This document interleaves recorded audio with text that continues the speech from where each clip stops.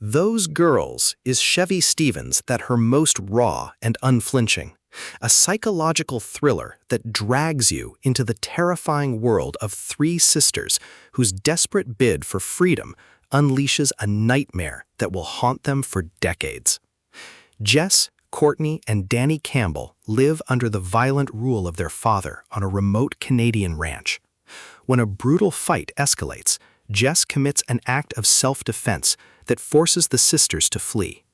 But their escape quickly turns into horror when their truck breaks down in a small town and they fall into the hands of Brian and Gavin, two sadistic men who imprison and abuse them in ways too horrific to imagine.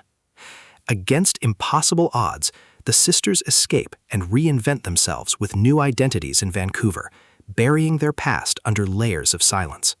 For 18 years, they live as Dallas, Crystal, and Jaime, trying to build normal lives while carrying scars that never heal.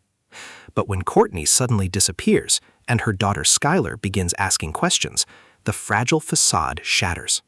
The sisters are thrust back into the nightmare, forced to confront the evil they thought they had escaped and the terrifying truth that some monsters never let go.